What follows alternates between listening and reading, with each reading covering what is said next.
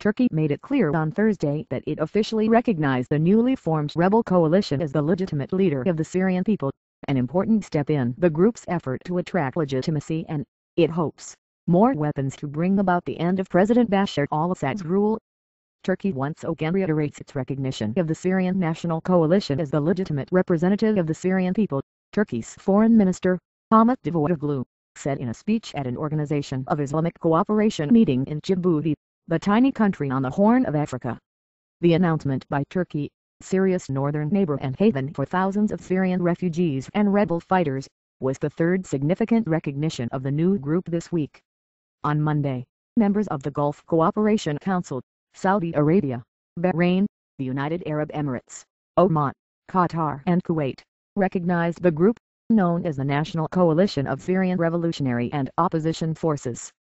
On Tuesday, France became the first Western country to do so, and it said it was considering providing arms to the insurgent groups within Syria that have been engaged in a 20-month-long war with the government that has claimed nearly 40,000 lives.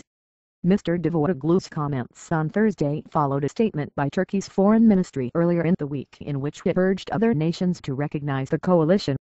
That statement was meant to convey that Turkey itself recognized the new group, but it was not widely reported that way. Turkey, along with Arab and Western countries, had pressured the Syrian political opposition, which had been seen as fractious and ineffectual, to realign itself as a broader coalition that included more officials from within Syria, which it did on Sunday after several days of wrangling in Doha, Qatar. The previous group, the Syrian National Council, had been nurtured by Turkey and was based in Istanbul, but it came to be seen as a failure whose lack of credibility among the rebel fighting groups, loosely aligned under the banner of the Free Syrian Army, was an impediment to more aggressive involvement by other Arab and Western nations. In his speech, Mr. Davutoglu cited the staggering human toll of Syria's uprising, which began as peaceful protests in March 2011. He said more than 39,000 people had been killed, 2.5 million people had been displaced within Syria, and hundreds of thousands of refugees had fled to neighboring countries, including Turkey, Jordan, Lebanon and Iraq. In Turkey alone, he said, 120,000 Syrians are residing in camps, and nearly 70,000 others are living elsewhere in the country.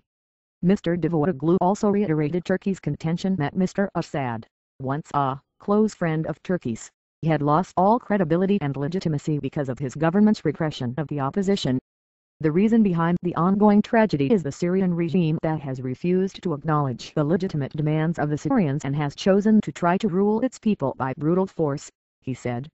Turkey has been perhaps the most vocal and aggressive supporter of the Syrian opposition, and it has long pushed for more international engagement in the conflict, which could be forthcoming as the new opposition coalition continues to gain legitimacy. On Thursday, according to the Associated Press, France's foreign minister suggested that defensive weapons be provided to the rebels, and that the European Union should reconsider its arms embargo against Syria. As the war has dragged on, Turkey's support for the Syrian rebels has become a domestic issue for the government of Prime Minister Recep Tayyip Erdogan, which is facing a backlash from its own public over an amounting toll of the war because the fighting has brought cross-border trade to a halt and the influx of refugees has raised tensions in border communities.